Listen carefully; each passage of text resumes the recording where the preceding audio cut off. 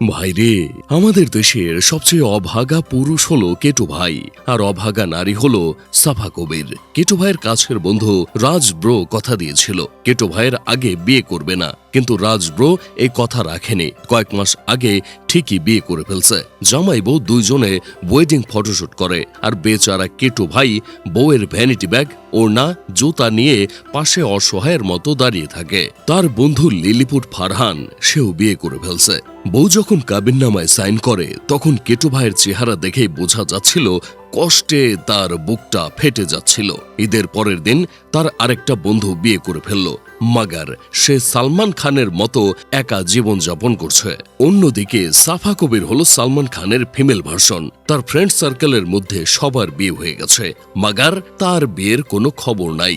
সাফা কবিরের খুব কাছের বন্ধু জোভান একসাথে অনেক নাটক করেছে। সেই জোভান বিয়ে করেছে 2024 সালে। জীবনের প্রথম যে মেয়েকে দেখতে গেছে সেই মেয়েকে বিয়ে করে ফেলছে। এখন দুই টোনাটুনি সুখে শান্তিতে সংসার করতেছে। তার কাছের বন্ধু তৌসিফ মাহমুদ সেও তার প্রেমিকাকে 2018 সালে বিয়ে করে দিব্যি সুখের সংসার করছে। তার বন্ধু সিয়াম আহমেদ সেও তার বহুদিনের প্রেমিকাকে 2018 সালে বিয়ে করে ফেলছে। তাদের একটা বাচ্চাও আছে। তার কাছের বন্ধু সালমান মুক্তাদির সেও 2023 সালে বিয়ে করে বউ পোলাপান নিয়ে সুখে আছে। সাফা কবিরের খুব কাছের বান্ধবী টয়া তারই কাছের বন্ধু শাওনকে বিয়ে করে ধোমায় সংসার করতেছে। অথচ এখন 2026 সাল চলে, সাফা কবির এখনো একটা বিয়েই করতে পারলো না। এদের সবার বিয়ে সাফা কবির খেয়ে বেরিয়েছে, কিন্তু তার বিয়ে খাওয়ার সৌভাগ্য কারো হয় নাই।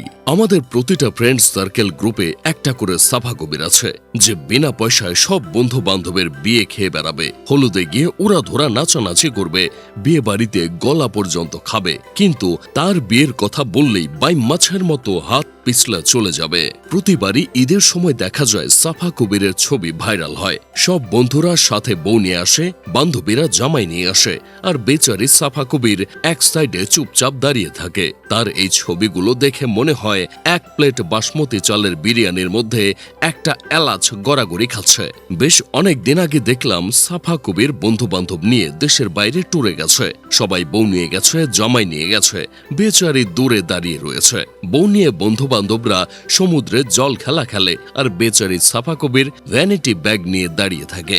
একেই হয়তো বলে কাবাবের হাড্ডি। অবশ্য আমার কপালটাও সাফা কবিরের মতো। বন্ধু বান্ধব সবগুলাই বিবাহিত। আড্ডা দিতে যখনই যাই তখনই দেখি সবগুলার সাথে বউ নিয়ে এসেছে। নীরবে বসে থেকে তাদের সাংসারিক জীবনের কাহিনী শুনি। শ্বশুরবাড়ির আপ্যায়ন, শালা শালীদের ভালোবাসা, শাশুড়ির সাথে ঝামেলা, ননদি কি করেছে, এই সব কিচ্ছা শুনতে শুনতে আমার কান ঝালাপালা হয়ে গেছে। এইবার তো রাগের মাথায় বলেই দিয়েছি, কোন হোমন্দির ভাই যদি বন্ধু বান্ধবদের আড্ডার মধ্যে বউ নিয়ে আসবে, তাহলে তার একদিন আর আমার যতদিন লাগে। পরিবেশটাকে পুরাই স্টার জলসা বানিয়ে দিয়েছিস, উষ্টামারি তোদের কপালে। অবশ্য বেশ অনেকদিন ধরেই মনের মধ্যে একটা কথা ঘুরপাক খাচ্ছে। আমিও সিঙ্গেল, বন্ধুদের সাথে মিশতে গেলে কাবাবের হাড্ডি হতে হয়। তেমনি সাফা কবিরও সিঙ্গেল, সেও বন্ধুদের আড্ডায় গিয়ে কাবাবের হাড্ডি হয়। জাতি কি পারে না আমাদের দুইজনকে এক করে দিতে?